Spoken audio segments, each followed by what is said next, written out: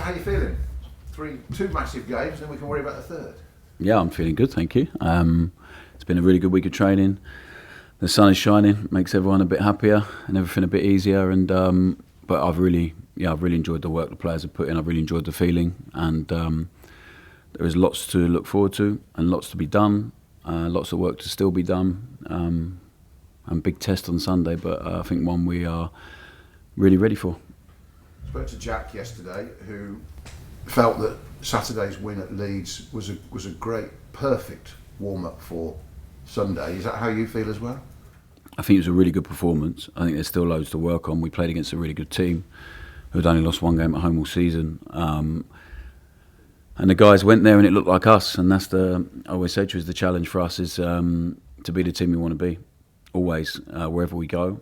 And Sunday is no different, away from home. I think the guys have been great. We try not to change our approach. We try to adapt and tweak, but without losing the principle of who we are and who we want to be. And the guys delivered that so well on Saturday, and I was really proud of them and really grateful to them for what they did, because we had a tough week the week before, but they worked like beasts in training, and it showed on the pitch on Saturday, and they've done the same again this week, and they'll have to transfer it again on Sunday when they step over the white line. We talked about a little bit, me and you, after the game on Saturday, about the resilience they showed that was almost back in the game, that aggressiveness off the ball.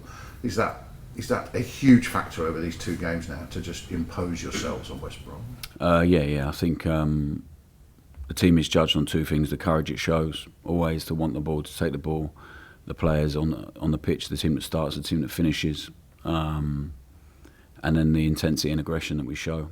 And for the 3 games before that, there wasn't enough, with the ball or without it.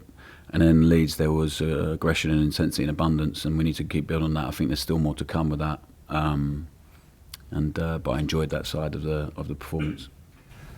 How much has Saturday's performance influenced your selection for this Sunday when you're looking at the team you want to put out at West Brom? Well, I think we have to be logical, but we have to go with feeling as well. So logic and feeling are really important. If you have one without the other, is really I don't think is good. So the feeling we have after Saturday, and how the guys did, and the players that played really good, and the logic that we've played against West Brom twice. We did certain things in both games, a shape that was different to the one we played at Leeds. So a bit of both really, and considering both. So we worked on a few things this week in training. We will continue to work on those and be ready for whatever situation we are in the game. But whatever the shape, whoever plays, the team needs to look the same as it has done for so much of this season. And it needs to go there with the same mentality as we always have. So I'm not concerned about who plays. We have a really talented squad. I'm not concerned about the shape. I'm concerned about picking the right one, and hopefully we will do that. How good are they? Their home record is as strong as yours. They've won 15 at home like you have, and they've been very consistently in that playoffs most of the season. How tough are they to play against? Yeah, they've been good. They've been really, really good. So everyone spoke about the top 4 and how difficult that race was, and then they've been the best all season of the rest of the league. They've given us 2 really tough games. Carlos, I think, is a really brilliant coach. They have experienced Premier League players, really experienced Championship players, physical, strong, powerful, with a really well coached and organised, and can do both sides of the game really, really well, with the ball and without it. So it's a tough game. But I think if you get into the playoffs in the Championship, I don't think you expect anything else, right? It's going to be a tough game, a tough place to go. We played brilliantly there this season, and if we can reach those levels of performance again, I'll be very happy. Just finally from me, how's Ross Stewart's development been over this week? Last Saturday would have been massive for him. So how's this week been? Yeah, it's been great. He looks really good. He's ready to play. And impact us more and have more minutes for sure over the next couple of games. So yeah, it's been a really important week for Ross to get on the pitch. He played really well. He come on to train how he has done. He looks in great shape. So it's just match minutes that he lacks. It's not training time. He's been training for a while with us now. But he's constantly prodding. He wants to play. He constantly reminds us of that. He wants to play. And he wants to impact us. And I'm pretty sure over the next couple of games he'll have a big impact. Thank you. Cool. Alfie, hi Russell. Just quickly on Chadens, he came off last weekend. Is he okay? Yeah, more precaution than anything. So we have to manage him through this week a little bit, and we'll still manage him through the next couple of days, and then hopefully he'll be ready to impact us on the pitch on Sunday. You said hopefully this week you'd have some time away from Staple. I saw that you were training at St Mary's, but also did you end up going for that Chinese? We didn't have Chinese. We went for a meal. So I think when someone as wise and experienced as Neil Warnock tells me to take the team out for a meal, I think he's spot on. So it wasn't a Chinese. It was a little bit healthier than that. But I thank him for that advice. And but he was right. The players, after such an intense schedule, just needed and the staff, and we were all together with the owners as well and the exec team here and Phil and the guys. So we had a nice meal together. We worked hard in the morning. We had some food. And then it sets the stall up for what's to come, really, and spent some time together, so it was good. So yeah, I think it's good advice, and we took it. Adam mentioned that we spoke to Jack Stevens yesterday. I think one of the things that was pretty clear to him, I was speaking about a playoff he was in 2015, and I think at one point he was 4-1 up, and the game ended up finishing 7-6. So, and last year Peterborough 4-0 up. You know that the first leg is never over. So how do you approach this weekend, knowing that it won't be finished whatever happens? In the same way we've approached 46 games, really. I think we're going there to try and win and be the team we want to be, and then whatever happens on Sunday, the second leg will be influenced by it. But it'll be the same challenge for us. It won't be then if you're losing or you need to go gung ho, or if you're winning or you need to defend it. We've done something for 46 games in the league that's got us 87 points. So it's been pretty. It's been pretty good on the whole. There's been some frustration in there, but yeah, the guys have done something so brilliantly, and they really believe in it. We believe in it. They deliver it on the pitch with amazing courage at times, and so they have to do it again. So the first and the second game, regardless of scoreline, regardless of situation, regardless of where we're playing, the challenge always be us, and hopefully we can do that. Has penalties come into this week's training, or is that something they need to think about next week? Yeah, I think it's come into the training for a while now, so I think we've been thinking about it. The players are aware of it. We will practice it and hope it doesn't come to that. Thank you. Russell, talking about obviously the two games, I think it's 5 or 6 days between them, and I know Adam asked you last week about tactics. How does that play into when you play two teams in the space of a week? So is it a case of you just have to be so good at what you're doing both times, because you can't really surprise them with things when you play them a couple of days after you've just played? Yeah, I think this year we've been really adaptable though, with personnel, with formation, with certain bits, and in the way that we try and build up or press. We change things week on week depending on the opposition, but without losing who we are and the main principles of our performance. So yeah, I think the first game will reveal a lot to both coaches. So then there will be tweaks, of course, and adaptations in the second game, but we're not ever going to fundamentally change what we do or the principles of what we do. And I'm pretty sure Carlos won't change his either. So yeah, it's going to be interesting. It's going to be good. I'm looking forward to it, and we'll see what happens. I think if I look at the stats, I think it's like 11 or 12 of the last 20 teams have reached the playoff final of won the away leg. So I suppose a lot of people may think going to the away leg, you just go there not to lose, but I suppose you'll go in there to 100% win the game, right? I think you have to try and win every game. Same in the league, same in this one. I don't think we have.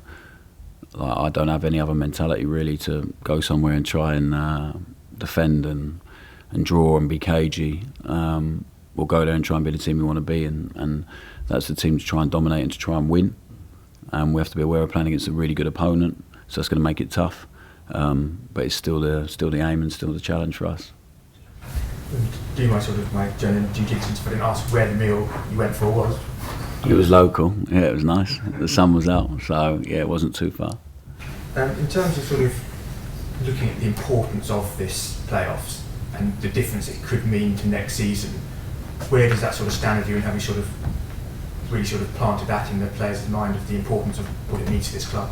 Yeah, I think what it means to this club is really obvious in terms of like the financial implication, how everyone feels about it, the security of the people inside the building, obviously the owner's ambition and wishes. So I think everyone's really clear on that. But I think also for the players, how much it can impact their lives again, and being back in the Premier League and what that comes with, and is the ambition of every player in the country when they're playing from 5 or 6 years old. You want to play in the Premier League, you watch Match of the Day and all that stuff, the financial implications of that, how then you can impact the people around you, your family, your friends, because there comes a responsibility and a burden at times of being a Premier League player, especially when you don't come from too much, which a lot of guys come from working class families. So it can not only have an impact on the people here, but then it spreads. So yeah, I think they don't need to be made more aware of that. I don't think. I think it's intrinsic, their motivation to get there. Everyone's reason will be different, and we will deserve it or we won't. In 2.5, 3 weeks' time, we'll see. But we have a game to get through on Sunday first, and then another one after that, to get to the big one. And after that, yeah, I don't think they'll need to remind him of the importance of anything this week. The really important stuff is to not get overtaken by the occasion, to make sure we do the things that are really fundamental and important for us, to perform and to win, and then the rest will take care of itself. That feels like a lot of pressure for doing it for people in the club and doing it for yourself. But how do you sort of manage to sort of keep their pressures at the right level, that they're at the right sort of level? Yeah, I think we're honest with each other. We speak about what could hurt us, about what there is to be, maybe the fears we all have at some point. But the guys have to play under pressure every single week for 40 weeks during the season, and they've all played in big games internationally in the Premier League, big games this season when there's been a little bit of a tough moment and we've had to get through it together and suffer a bit together, and they've dealt with it so brilliantly, and hopefully that's because they can be themselves, and they can be honest with each other and with us, and it's worked so far in terms of what we have, and we will continue to do that, especially in the big moments that are going to come up in the next 10 days or so. Lastly from me, you spoke before about sort of there's certain players who could leave the club if you don't get to the Premier League. I think you mentioned Carl Walker-Peters, for example, in the past. Is that a difficult thing to manage, that these players sort of basically determine whether they play for the club next year or not based on these 3 games? Well, I think last summer was difficult, so we have players here that probably thought they weren't going to be here for sure.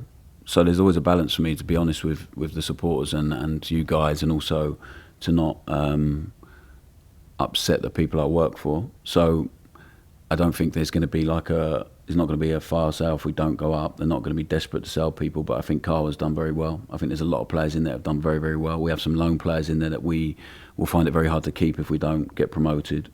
So the motivation for me is to keep the group together for as long as possible, and to do that, to help that, is to get to the Premier League, right? And even if that happens, we might then have some interest, like we did last summer, in a lot of players where they have to go because it's good business for the club and good for them as people. So I could come out here and say to you, nah, it'll be fine, it'll be good, and then all of a sudden maybe 1 or 2 leave, and it then compromises me really coming out and saying to you. So I can't. There's no promises on anything. The owners and Phil and the gang have been really clear on everything about the implications of getting promoted, which will be amazing for everyone, of not getting promoted, and I don't think it's like a shocking revelation to say to you guys that if we don't get promoted, some players will not be here.